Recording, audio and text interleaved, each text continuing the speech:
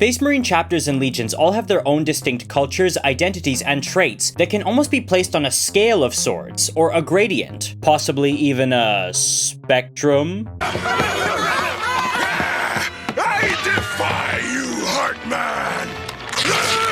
Hi, I'm Chrono the Harlequin, and welcome back to Live from the Black Library, where today we're going to discuss if Space Marines have autism. Now, obviously there is going to be a bit of hyperbole in this video, and me exaggerating certain things just to fit or to make sense of things, as often happens when you're doing something like comparing modern medical diagnosis to fictional setting. However, before we get into it, I just want to say thank you so much for watching this video, and please subscribe if you have not already done so. It really means a lot to me, and it really helps the channel grow. Now, without further ado, let's answer the question, do Space Marines have autism? For this video, I'm going to be going over some of the most widely accepted traits of autism spectrum disorder and seeing if Space Marines do exhibit them in some form or another. And I want to note, this isn't necessarily meant to be a bad thing or to blame GW for making Space Marines autistic or something like that. It's actually kind of funny. There are actually several professional theories and even some evidence to suggest that autistic characteristics were a positive in hunter-gatherer societies, because a lot of the disadvantages of autism, such as social stunting or the inability to understand human emotions, only really become huge problems when you start to get into modern society. However, in hunter-gatherer societies, traits like heightened observance, increased pattern recognition, and sensitivity to outside stimuli could actually be very helpful when it came to surviving in the wild. Now, getting right into it, the first and one of the most obvious symptoms of autism is social awkwardness. And we're starting off strong here because Space Marines tend to fit this bill pretty damn well. We've all read a part of a book or seen an excerpt where a Space Marine just proves themselves to be an absolute brick when it comes to dealing with other humans, when it comes to considering their feelings or processing their emotions. Sure, there are some like salamanders or white scars who can do it, but a lot of the time, it's literally someone who can understand an emotion but not portray it. Grimaldus is actually a really good example of this, wanting to empathize with Andre after he finds out that his love is dead, but not being able to, remarking that he wants to say something, but that, like always, the words just don't come. There's also the fact that it can be hard for people with autism to form close friendships or relationships, and with Space Marines it can be like that. This is often because of the gap in understanding between people with autism and people who don't have it. However, people with autism do tend to get along with each other pretty well because of their ability to understand each other and read each other quite easily. Now, while that is a generalization, it does happen often enough that it is a notable thing. And this can be seen in Space Marines as well. It can be hard for them to deal with regular humans and feel like they're on their level. It's not just that they're transhuman, they just don't understand regular people all that well because they've been removed from regular people for so long. However, they can get on with other Space Marines quite well. However, Space Marines cannot like each other just as easily and can clash very severely. And when it comes to autism, this is also true. This phenomenon is called the internet. However, it should be noted, not all of the social cues surrounding autism apply to Space Marines. A good one is understanding sarcasm or idioms. Space Marines can do that pretty well. Like whenever a human is talking to a Space Marine and they crack a joke or make an idiom or something like that, the Space Marine's usually not going to misunderstand them and take it literally. They just won't find it funny, and that doesn't necessarily have to be an autism thing. Remember, a lot of Space Marines just are massive hardasses by dint of how they're raised. It's sort of a nature versus nurture thing. This is also seen when it comes to the lack of inflection a lot of autistic people display when speaking. I myself have been told that I, quote, talk like an essay. But is that really how they are inherently, or is that just how they're raised, considering the nature of their upbringing? I actually lean towards the latter in that regard, and I'll elaborate on why further, but for now it should be noted the nature versus nurture debate is relevant to this video. But as previously stated, when dealing with fictional characters, that line's gonna be a lot blurrier than it is in real life. Another big one for people with autism is difficulty making eye contact or just a general aversion to it. That's not something you ever really see in a Space Marine. Now, they don't make much eye contact with people, but that's because, well, they usually have their helmets on when they're around civilians. And even when they do take their helmets off in the presence of mortals, they never really have any trouble looking them square in the eye. In fact, it's usually the mortals who have trouble looking them in the eye because of how intimidating they are. This also applies to a lack of emotional control because most of the time, most Space Marines are pretty good at controlling their emotions. It's very rare to see one flatly lose control in a situation outside of combat. Now, obviously I'm not talking about the World Eaters when I say that, I'm usually talking about normal Space Space Marine chapters, so most Chaos Space Marines are excluded from this because they're just a little different. But as previously stated, yeah, they can control their emotions. Furthermore, they don't really seem to suffer from a lot of the social anxiety that autistic people tend to deal with. Now, there are other symptoms I haven't mentioned here, but I think you guys get the gist of it when I talk about social symptoms of autism. Space Marines don't actually meet a lot of those criteria when you really think about it. Most Space Marines don't seem to consistently struggle when it comes to reading people's emotions, they just tend to not care as much because oftentimes they have bigger concerns. However, there are a few symptoms, like them not being able to make jokes or really engage with humans properly in terms of communication. And it should be noted, autism is a spectrum. No one's going to display all of these traits or characteristics. For example, a lot of autistic people can do pretty well in social situations, even if it can be difficult for them, and a lot of them can be really funny. Kind of like how some Space Marines know how to crack a good joke now and again, but others can be just dull bricks of human beings. Now, moving on, we get to an interesting section, that being the one about restrictive and repetitive behavior. You see, a lot of autistic people thrive on and even need things like order, structure, and routine. You know where that whole stereotype of autistic people loving trains comes from? That's the reason. They can find the structure and order of them to be very relaxing and very appealing. They only go in one direction because they move on tracks and they travel on a set schedule unless you're in Germany. Things like that. In my mind, Space Marines absolutely fit this bill. In fact, Space Marines only have about an hour or two of unscheduled time in their entire day where they can just do whatever they like, really, and even then they're probably going to spend it training. Outside of that, everything is planned. When they maintain their armor, when they're in combat training, when they're meditating, when they're in combat training, when they're going over tactical readouts, when they're combat training, when they're talking with their superiors, when they're combat training, when they're sleeping, when they're combat training. Hell, even the Blood Angels, who have some of the most leash in what they do, have designated times to pursue their own activities. Like, they only have a small window where it's okay for them to be painting or playing the piano or God knows what they do in order to not go crazy. When they aren't actively in battle, a Space Marine's daily routine runs like absolute clockwork. And similarly, a lot of people with autism need their items and belongings arranged in a very specific way. Everything sorted out, everything in its place, or else they can become very uncomfortable. And Space Marines are like that as well. All their weapons neatly polished and sorted out, their armor in its place and attended to by their serfs, things like that. Now, you could argue that's just because it's what they're trained to do. However, it should be noted, they don't view this as a chore or a bother or anything like that. For them, it's a good thing to do. They enjoy doing it.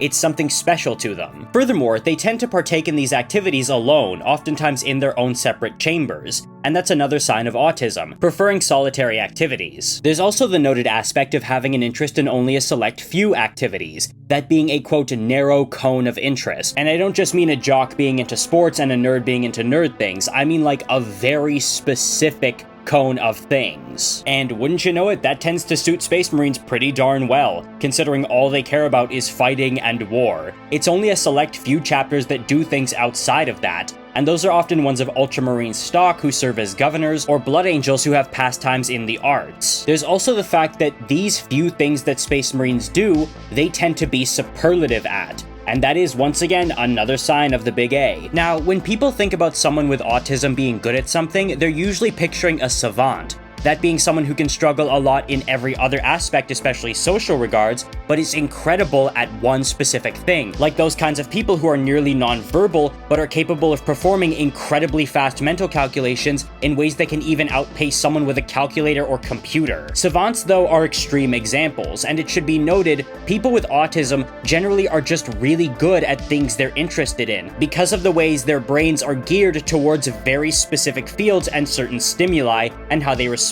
to those things, at the detriment of other things. That's a big part of autism, just having a highly spec'd out brain as opposed to a more general one. Again, that's not always the case, and there are people who generally just struggle in all respects, but it is seen often enough that it is considered a significant sign. And for Space Marines, this applies. In a quite literal sense, their brains have been fashioned, molded, and shaped to be very good at specific things. Their brains have been literally spec'd out. Now, here we kind of hit that divergence between real life and fictional settings, because in real life, this will be from a series of things like genetics, brain chemistry, upbringing, and other things, while for Space Marines, it's often a result of their psycho-indoctrination, which is, in a way, their brain chemistry being written for them, because there are obviously surgical aspects to the indoctrination, as well as their entire upbringing just being speedrun. Furthermore, this extends just beyond abilities and preferences, but also into how people with autism learn. See, people with autism tend to be very strong auditory or visual learners, meaning they learn best by watching something done,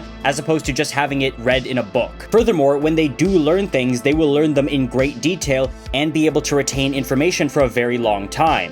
All of these do fit the bill for Space Marines, because Space Marines learn mostly by watching their older brothers do things in battle. That's why they will be sent to shadow older Marines and eventually be given on-the-ground battlefield experience instead of, say, studying theory in an academy. They learn by being verbally instructed by and by watching their veteran battle brothers. Furthermore, they have the ability to learn things in great detail. They're going to memorize every single specification about how to use every single weapon in their arsenal and every piece of the Codex Astartes. Furthermore, they're also going to hold on to that information for their entire lives. Whenever a Space Marine does something that is not involved in their battle doctrine, it's never because they forgot what the doctrine was, it's just because they're ignoring it on purpose. And speaking of processing information, people with autism tend to be very hypersensitive to outside stimuli, that being things like sound, touch, sight, and other things. And as we all know, Space Marines have sensory abilities that dwarf anything comparable in a mortal human. In fact, funnily enough, people with autism have said that openly speaking to and dealing with people who are more neurotypical can sometimes feel like talking to someone who is maybe a little bit sluggish. Like, you won't be able to really do much in a social situation, but when you get the opportunity to just expound information you find interesting, then it can feel like the person is always 3 steps behind you, and this can actually make social interactions all the harder. It's what plays into that, quote, quiet, smart person stereotype. There's also the way people with autism express physical stimuli. One being, people with autism tend to not like being touched. And while that isn't the case for Space Marines as much as I can see, you are literally not supposed to touch them because of how far above you they are. And Corvus Corax, for his part, I know this one's a little bit out there, did not like being touched. Vulcan actually comments on this when Corvus Corax, or something that seems like Corvus Corax, comes to rescue him. He puts a hand on Vulcan's shoulder, and Vulcan comments to himself how that's a big concession because he knows his brother is not a tactile person. The big ones here, though, are the fact that people with autism tend to not recognize danger as much as other people, and furthermore, tend to not react as much to pain. It's actually funny, you'll see people with autism get pretty badly hurt, like break a bone, and people will be surprised saying, hey, you should be screaming in pain or in tears, but then they'll just be like mildly upset. I don't know why that is, but people tend to call it autistic pain resistance. And as we all know, the Emperor's finest feel no pain. And furthermore, they tend to not be very afraid of danger compared to the average human. In fact, they run right for it. Lastly, I would like to talk about something that is known as autistic mirroring. And this is the phenomenon by which people with autism tend to repeat words and phrases, as well as actions, mannerisms, and even emotions that they see projected by those around them, or that they see in movies and television. Now, when this happens, it's not that they're being fake or trying to deceive people or just trying to deliberately fit in. It's just something that happens involuntarily. It just comes naturally. This is given to how people with autism tend to absorb external stimuli and external information. It also slots into the fact that people with autism, as previously stated, tend to be very strong visual and auditory learners. It's actually pretty funny, learning about these sorts of things a while ago, who is autism adjacent, that being ADHD, or is quite possibly autistic himself, a lot of these things elicited a reaction of, oh, well then. And this does actually include the autistic mirroring thing. And when it comes to mirroring with Space Marines, well, you can really only hear words like, for the Emperor, death to the alien, heresy, heresy, heresy, so many times before it really starts to seem like more than just a battle cry. Now, throughout this whole video, I've been having one thought, and I'm sure it's occurred to many of you as well. Wait a minute, not all Space Marines fit this bill. Specifically some chapters, and those being the Space Wolves and the White Scars. They in particular tend to stand out. And I find that very interesting. I think this comes from the way they are brought up.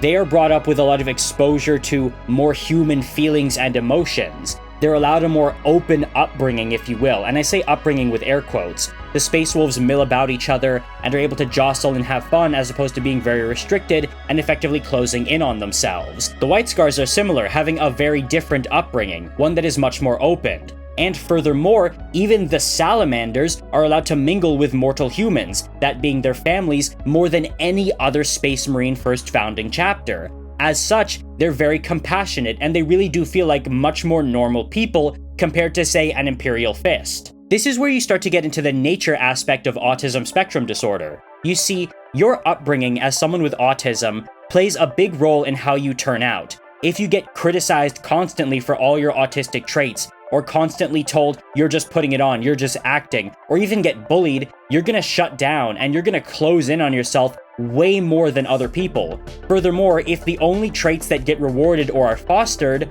are the ones that cause you to be quiet and stay inside, as was with me, because I was always told, you're so quiet, you're so well behaved, you never try anything, you never cause any problems, you never say anything out of line, it just made me value staying quiet and staying in place. As with other people, and as with many Space Marines, whose more quote-unquote outlandish or individualistic behaviors will be criticized and clamped down on as to uphold chapter uniformity. However, this is contrasted in the more human chapters, where you will see people's human characteristics put forward. They learn by example in a more nurturing environment, and as such are more, let's say, well-adjusted when they grow up, that being become full-blown Space Marines. So yeah, that's sort of the long and short of it. While there are some traits that don't fit, and it does require a bit of skillful interpretation, it can't really be denied that yeah, Space Marines do exhibit a lot of the traits that are consistent with autism.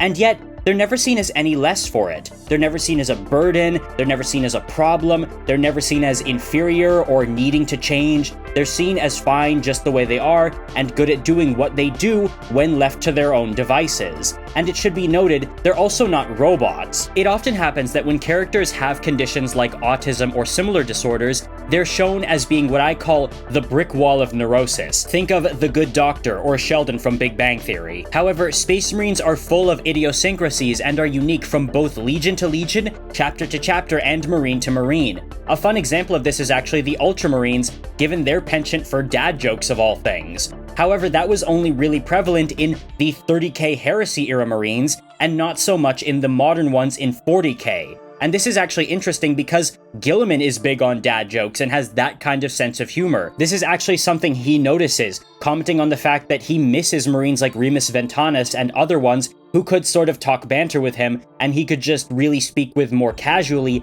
as opposed to his current sons who are sort of very dry, let's say. And I think that might be because a lot of Space Marines probably did pick up that behavior from him. They learned from him visually and auditorily, and as such began mirroring some of his behaviors. We all know the famous banger, "We float from a crag." While in his absence, the younger generations of Marines just never picked up that pattern of speech. And while upbringing is important for any child, it's just different with children who have autism. And as such, I think we can actually see a decent example in Guilliman and the Ultramarines of how important that upbringing is. The very hands-on, yet also hands-off approach that is required for a healthy upbringing for someone with autism spectrum disorder. But what do you guys think? Do you guys think I'm just maybe extrapolating a little too much here, or do you guys think I'm right on the money? Are there any other traits congruent with autism that are shown in Space Marines that I missed? Or do you guys think I might be misinterpreting a few things? I'd love to hear what you guys have to say in the comments below. Please subscribe if you have not already done so, and until then, I will see you